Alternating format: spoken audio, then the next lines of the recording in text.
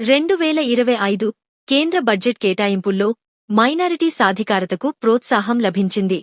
భారతదేశంలోని మైనారిటీ వర్గాల అభ్యున్నతికి కేంద్ర బడ్జెట్ 2025 చాలా అవసరమైన ప్రోత్సాహాన్ని అందించింది.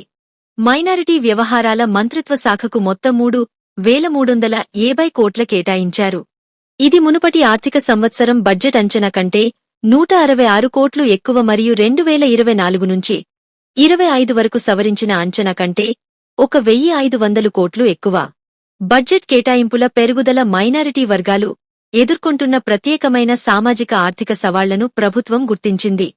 విద్యా అభివృద్ధి పథకాలు ఉపాధి అవకాశాలను లక్ష్యంగా చేసుకున్న సంక్షేమ కార్యక్రమాల ద్వారా వాటిని పరిష్కరించే దిశగా ప్రయత్నాన్ని మొదలుపెట్టింది. కేటాయించిన బడ్జెట్లో గణనీయమైన భాగం మైనారిటీ వర్గాలకు చెందిన విద్యార్థుల విద్యా సాధికారత కోసం ఉద్దేశించబడింది. ఈ ప్రయోజనం కోసం 678.03 కోట్లు కేటాయించబడ్డాయి. విద్య చాలా కాలంగా సామాజిక చైతన్యానికి కీలకమైన సాధనంగా పరిగణించబడుతుంది. ఈ నిబంధన మైనారిటీలకు విద్యా అవకాశాలను మెరుగుపరచడం లక్ష్యంగా పెట్టుకుంది. అదనంగా మంత్రిత్వ శాఖ పరిధిలోని ప్రధాన పథకాలు మరియు ప్రాజెక్టులకు 1,237.32 కోట్లు కేటాయించబడ్డాయి. నైపుణ్యాభివృద్ధి, మౌలిక సదుపాయాల మద్దతు, ఆర్థిక చేరికపై దృష్టి సారించి అనేక చొరవలను కలిగి ఉన్న umbrella programme for development of minorities కోసం గణనీయమైన 1,913 కోట్లు కేటాయించబడింది.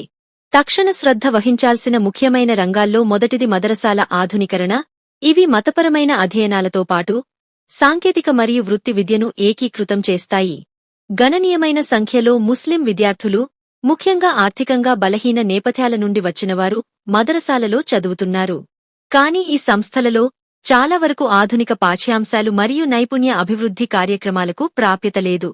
మదరసాలలో స్టేమ్ విద్య, డిజిటల్ అక్షరాస్యత, సాంకేతిక శిక్షణ కోసం నిధులను కేటాయించడం వలన ముస్లిం పురుషులు మరియు మహిళలు ఇద్దరూ సమకాలీన ఉద్యోగ అవకాశాల్లో పోటీ పడటానికి అవసరమైన నైపుణ్యాలను పొందగలరు.